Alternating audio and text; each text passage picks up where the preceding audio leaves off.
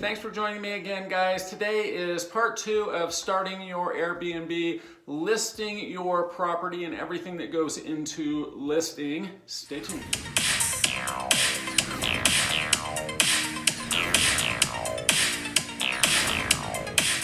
I know people just want to jump in and list their property and say, hey, how much can I rent this for? You know, my neighbor down the street is renting for this much. I think I can rent mine for a little bit more. Let's get to that last. Let's list your property properly. Description, the rules, the photos, everything that goes into staging your property before we actually get to the pricing strategy. We will cover that, but that will be last. So let's talk about listing your property, listing details.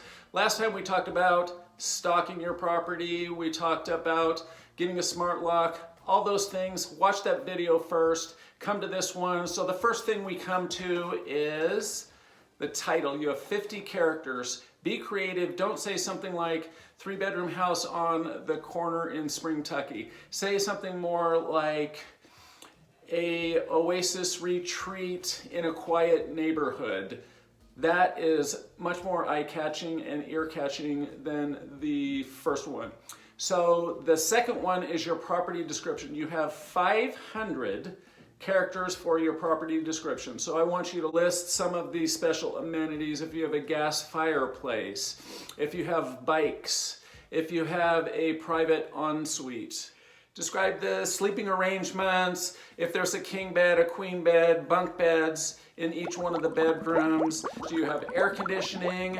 All of the things that would draw you to the property when you walk around. 500 characters. A little bit lower in the descriptions, you actually have an unlimited area called the space. This is where you want to list out everything possible, fill that all the way up, and you don't have any limits like I said. Continuing on with the listing details, there is guest access. Do they have access to the backyard, to the entire house, to the garage, to a hot tub? List all they have access to. Under that, there is details, special details. We always say, not responsible for lost items. I suggest you do the same. We list that there's stairs in the unit, both inside and out, because there is in both of our properties, and people need to know that before they rent. We also list that we have seasonal pricing, so the prices do change if there's a concert in town or a big convention in town. So I want to make sure that you list seasonal pricing somewhere in that detail. There is an amenities section. I want to make sure that you click every single box that they have there, and in your space somewhere under the description where you have unlimited characters, I want you just to go through every item that you have.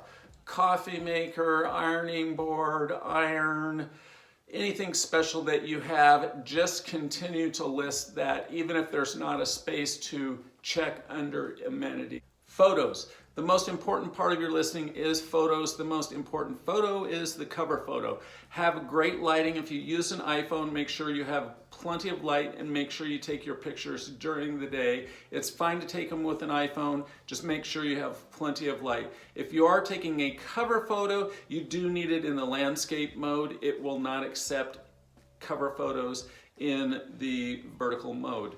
All your rest of your pictures can be in the vertical mode. So I want you to take 3 or 4 pictures of each space, and as you are loading your photos, I want you to have a great description under each photo. Not just 3rd bedroom. I want you to list 3rd bedroom has bunk beds, able to sleep 6 people with unlimited Wi-Fi and games. So get descriptive on your photos. We have 60 to 70 photos of our property. So help people imagine themselves in your place by loading at least 50 pictures with great descriptions. Okay, going across on the top of the website, pricing and availability. The first thing you come to is the night base price. Just put in any price you want there, $249, $299. It's gonna load your entire calendar with that price. We're gonna be able to go back and adjust that on a daily basis if you'd like to, based on the tip pricing.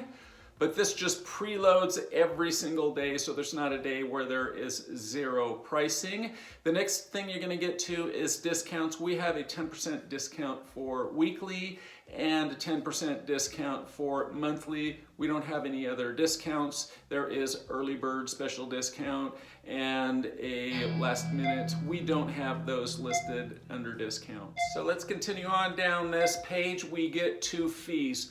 There's tons of fees, guys.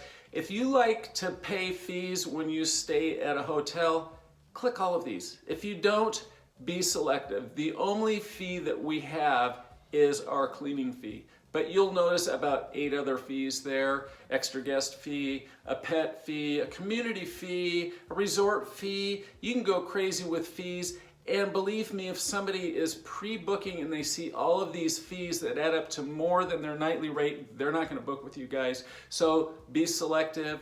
So the last thing we come to under pricing and availability is the length of stay.